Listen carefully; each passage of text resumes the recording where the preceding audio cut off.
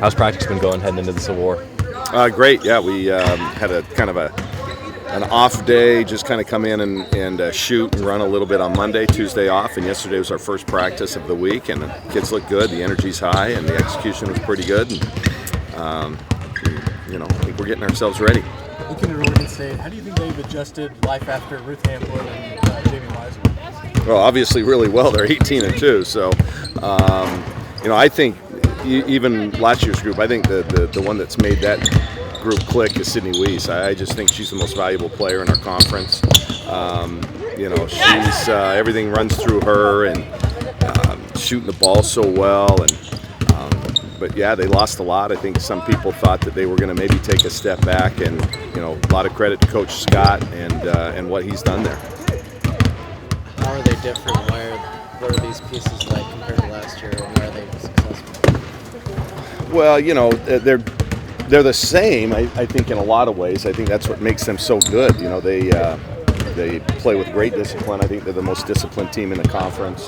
That's still who they are. They play great defense, just like they've always done. Offensively, they execute very, very well. Again, they know who they are and what they can do. And I think a real credit to their coaching staff. They get their players to play to what they're capable of playing, and that's very remarkable. Obviously, they don't have Hamblin sitting there in the middle of the paint all game long for 40 minutes, which always was difficult to score around the rim against them. But they're still big and strong and experienced inside. So they're maybe not 6'6", but they're still a talented inside core. You were saying on your radio appearances this week that you might be starting to make sort of less of a big deal about triple doubles for Sabrina. Is that just something that's kind of ingrained in her, just because she's had so many in high school and now a couple here in college? Well, we'll always make a big deal of it. Russell Westbrook's had 50, and every time he gets one, it's mentioned. It's impressive. When you look at Gabby Williams the other night for UConn, got a triple double, only the 5th in UConn history. And when you look at now, she's had 3 in 16 games. It's quite a remarkable feat. But, at some point, it's kind of the same story. I hope that it becomes mundane, so to speak. But we're still, excited for each time she does it. Did you bring up the streak at all against Oregon State? The fact that you guys haven't beat them in 11 games, or does that matter at all? This team's never lost to them. So that's all you can say. I mean, they're not concerned about the past, I don't think. We know it as coaches. I know our fans do. So we're all hungry to get a win this time, but we haven't focused on that. Going off of that, what makes you feel confident that this team right now that you have can break that streak going into this Civil War?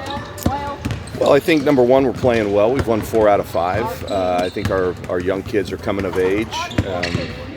Playing a lot better, a lot more consistent inside, which, if you're going to attack the Beavers, you want to be good there.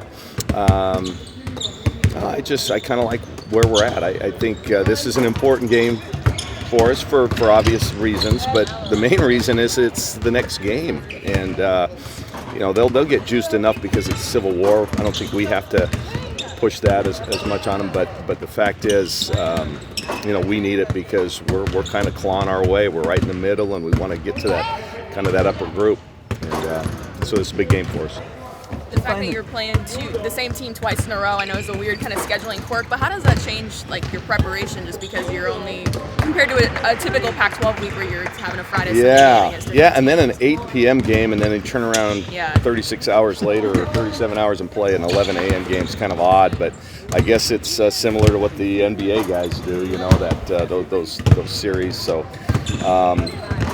It's kind of an odd deal, just personal preference. I wish that we could space it out a little bit, and not necessarily just your travel partner, but I think this time of year, it's a long year. I think having a bye week, so to speak, which is one game, I think is important. Let kids heal, but it is what it is, so we've got to get ourselves ready, for this one. And actually, I like the fact that for the first time since I've been here, we're actually hosting the first game.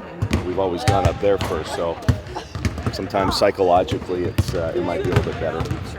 have you looked into playing that game after Christmas, or is that something that you and Scott talk about, or how does the conference? Or Yeah, 'cause I know Washington and Washington State do that. Yeah, and again, how ideal is that? And I looked at like next year, you kind of take it year to year. Next year, I think we go the 29th and the 31st of December, opening weekend in Pac-12. So that means you're playing on the 26th, which means you practice on Christmas.